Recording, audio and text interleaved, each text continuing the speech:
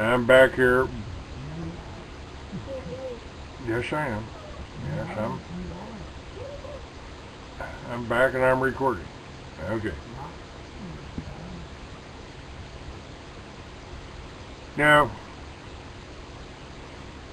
what I was talking about and didn't show up was the writing of the Iron Mountain report.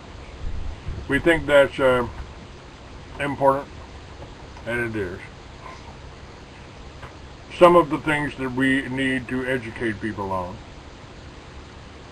This peace that they say is a peace based on total control of the freedom, total control of your liberty, total control of what you eat, how you eat, where you buy it from, all of your energy. Now, I'm not sure what this report got to yet. I'm going to let me know if it goes off again, because I'm recording on the second half. We're talking about the Iron Mountain report. Okay, my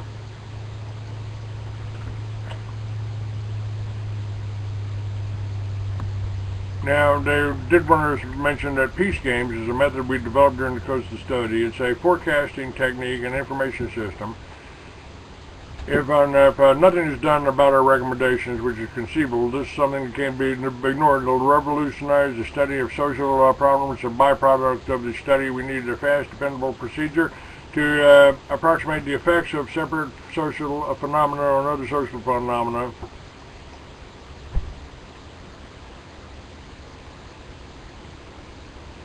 And they say it's primitive, but it works. You don't play peace games like chess or Monopoly any more than you play war games with toy soldiers. You use computers. It's a programming system. Okay, let's get past that.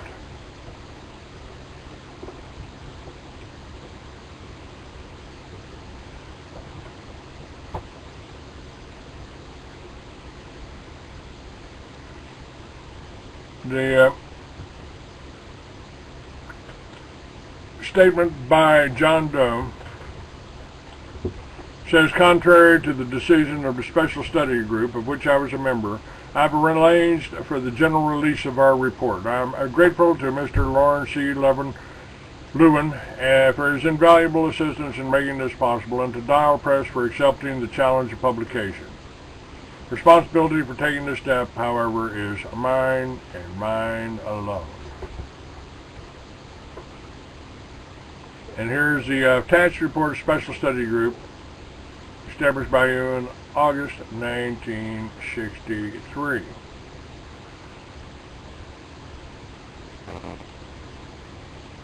Okay, you're turning with the report. Let's get to the meat of this. The Section 1, the scope of the study. When the Special Study Group was established in August 1963, its members were instructed to govern their deliberations in accordance with three principal criteria. Briefly stated, these were military-style objective, the avoidance of preconceived value assumptions, and inclusion of all relevant areas of theory and data. These guideposts are by no means as obvious as they may appear at first glance, and we believe it necessary to indicate clearly how they were to inform our work.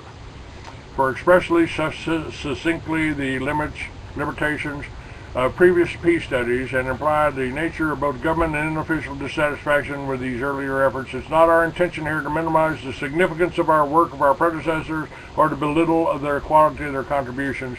What we've tried to do, we believe, in essence, is extend their scope. We know that our conclusions may serve in turn as a starting point for still broader, more detailed examinations of every aspect of the problem of transition to peace and of the questions that must be answered before such a transition can be allowed to be underway. It's a truism that objectivity is more often an intention expressed than an attitude achieved, but the intention, conscious and ambiguous and constantly self-critical, is a condition to its achievement. We believe it is no accident that we were charged to use a military contingency model for our studies, and we owe considerable debt to the civilian war planning agencies for their pioneering work in objective examination of the contingencies of nuclear war.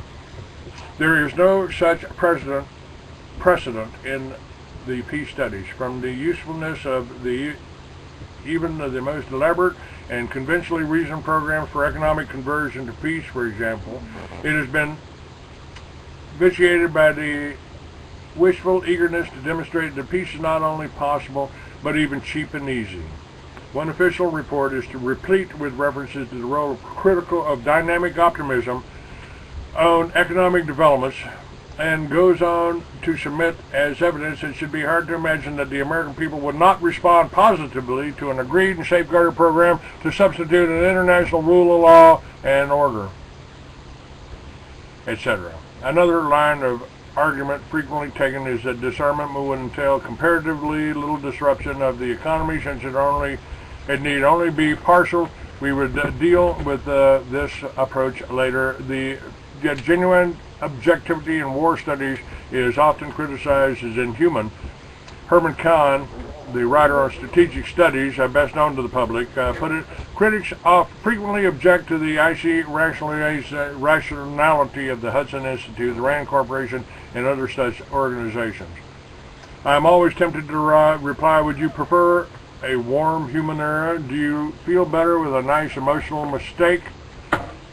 And as Secretary of Defense Robert McNamara has pointed out in reference to facing up to the possibility of nuclear war, some people are afraid to even look over the edge. But in a thermonuclear war, we cannot afford any political acrophobia. It would be self-evident that this applies equally to the opposite prospect, but so far no one has taken more than a timid glance over the brink of peace.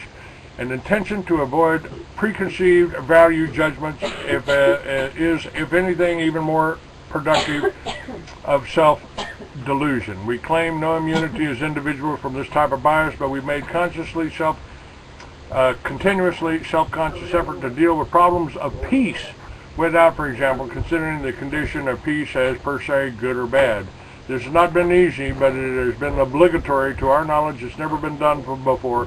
Previous studies have always taken the desirability of peace, the importance of human life, and the superiority of democratic institutions, the greatest good for the greatest number, the dignity of the individual, the desirability of maximum health, longevity, and other useful premises as values necessary for the justification of a study of peace issues. We have not found them so. We have attempted to apply the standards of physical science to our thinking, the principle of a characteristic which is not quantification as is popular belief, but in Whitehead's words, it ignores all judgments of value, for instance, all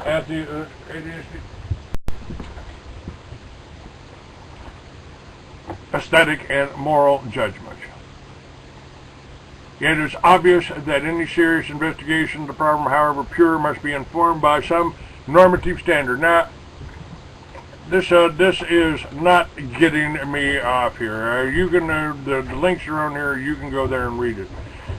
But they're talking about what they're going in section 2. They're talking about disarmament of the economy. The first faction is that of size. The World War industry, as one writer has aptly called it, accounts for approximately a tenth of the output of the world's total economy. Though this figure is subject to fluctuation, the causes of which themselves are subject to regional variation, it tends to hold fairly steady. The United States, as the world's richest nation, not only accounts for the largest single share of this expense, currently upward of $60 billion a year, but also has devoted a higher proportion of its gross national product to its military establishment than any other free world nation. It is true that even before our increased expenditures in Southeast Asia, plans for economic conversion that minimize the economic magnitude of the problem do so only by rationalizing, however persuasively, the maintenance of the substantial residual military budget under some euphemized classification. Conversion of military spending to other purposes entails a number of difficulties. The most serious stems from the degree of rigid specialization that characterizes modern war production, best exemplified in nuclear and missile technology. This constituted no fundamental problem after World War II, nor did the question of free market consumer demand for conventional items of consumption, these goods and services consumers have already been conditioned to require. Today's situation is qualitatively different in both respects. The inflexibility is geographical and occupational as well as industrial, the fact which has led most analysts of the economic impact of disarmament to focus their attention on phased plans for relocation of war industry personnel and capital installations as much as proposals for developing new patterns of consumption. One serious flaw common to plans of this kind is called in the natural sciences macroscopic era. An implicit presumption is made that a total national plan for conversion differs from a community program to cope with the shutting down of a defense facility in degree. We find no reason to believe that is the case, nor is it a general enlargement of such local programs, however well thought out in terms of housing, occupational retraining, and the like, can be substituted on a national scale. A national economy can absorb almost any number of subsidiary organizations within its total limits, provided there be no basic change in its own structure. General disarmament would require such basic changes lends itself to no valid smaller scale analogy. Even more questionable are the models proposed for retaining labor for non-armaments occupations. Putting aside for the moment the unsolved questions dealing with the nature of new distribution problems, retraining for what? The increasing specialized job markets associated with war industry production are further depreciated by the accelerating inroads of industrial techniques loosely described as automation. It's not too much to say that general disarmament would require the scrapping of a general proportion of the most highly developed occupational specialties in the economy. The political difficulties inherent in such an adjustment would make the outcries resulting from the closing of a few obsolete military installations in 1964 sound like a whisper. Frankly, I think this is boring and bullshit. What they're talking about in this report, it's not bullshit. It wasn't in '63. We didn't have the system set up. We didn't have the technology set up. We didn't have the internet set up. And the possibility here, how to replace the military, is probably already an aspect. They're going to replace them with police forces that are going to watch you and everyone in here. Now, I'm not sure exactly where they get to the meat of the matter in this report. I'm reading it, I'm going through it, and they're talking about disarmament here.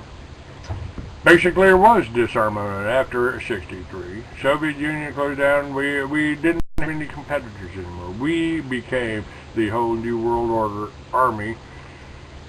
And this particular piece here is maybe relevant to the '60s and what was happening in our situation then. Not today. Not today. This is not exactly. Maybe you can find some relevant issues here. War and Peace of Social Systems. That's section 4. This is all up on stopthecrime.net. You know. And remember, this is academics doing this. Wars are not caused by international conflicts of interest. Popular logical sequence would make it accurate to say that war-making societies require and thus bring about such conflicts. The capacity of a nation to make war expresses the greatest social power it can exercise. War-making, active or contemplated, is a matter of life and death on the greatest scale, subject to social control. It should therefore hardly be surprising that the military institution in each society claim its highest priorities. No shit, Sherlock. Now, you guys can look at this. You can take this is the report from Mountain now. We've heard about it for a long time. And again, they talk about functions of wars.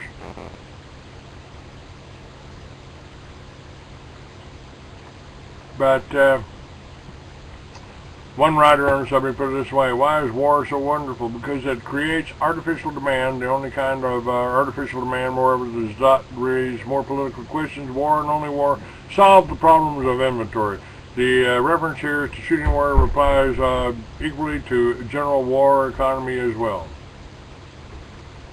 is generally agreed and concludes more cautiously the report of a panel set up by the U.S. Arms Control and Disarmament Agency that greatly expanded the public sector since World War II, resulting from heavy defense expenditures, has provided additional protection against depressions. All right, we're in a depression. So, frankly, I just don't think this is relevant, and I'm not going to continue. Now,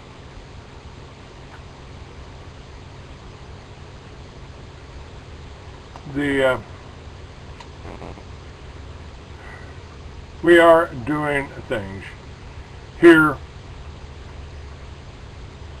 in Austin. We've got meetings coming up. I'll find out the meeting, next meeting place for Friday will be up on my website, freeamerican.com, shortly, as soon as we know.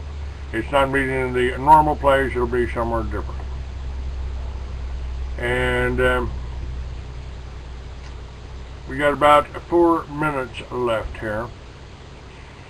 I want to tell you that we're going to be doing flyers here. We are going to have some things going on. We're going to have some flyers put out to tell you about the Truth Seekers meetings.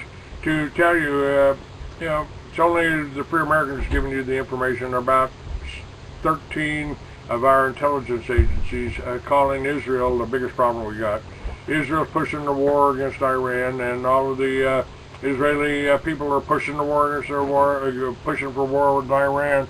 And I think the ultimate reasons for the war in Iran are that the Iranians have actually made more progress into the technology than we have. They have, according to our sources, and again, this could be more propaganda, who knows. They've got a flying saucer. They've got the ability. They've got that type of power.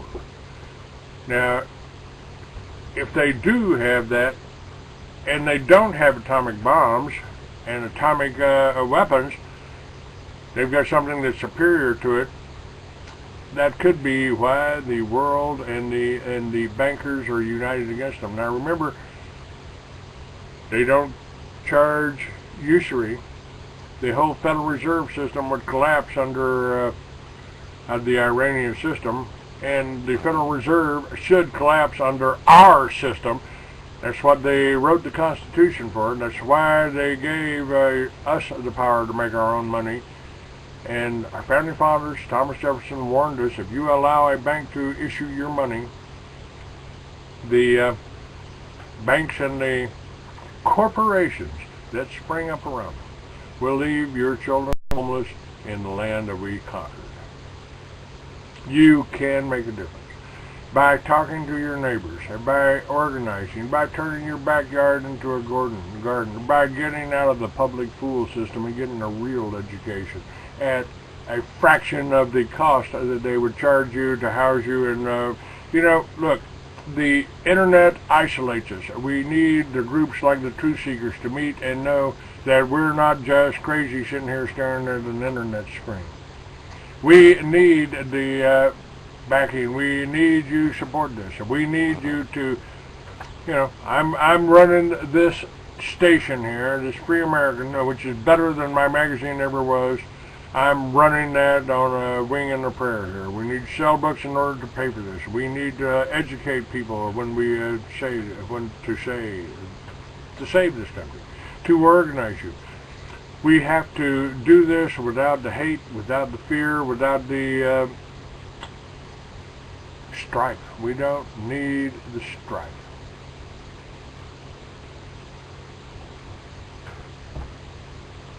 Yes, so we don't, and war ain't the answer. You don't fight evil by becoming evil.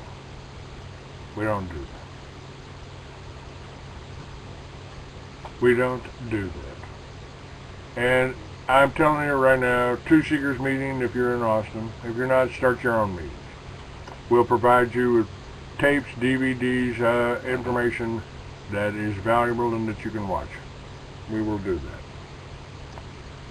And Timothy Bible College, the Little Red Schoolhouse, those things will be up on my site shortly. You can finish your high school, you can get your diploma, you can go to college. You can learn skills without the excessive cost and the regimentation. I mean, come on, going into a library in a college right now is the same as going into a library in prison. They've got the same type of controls. They got the same thing. All right, I'm done here. We didn't do too bad. Thanks. FreeAmerican.com. All the shows are there. All the links are there. Everything is there.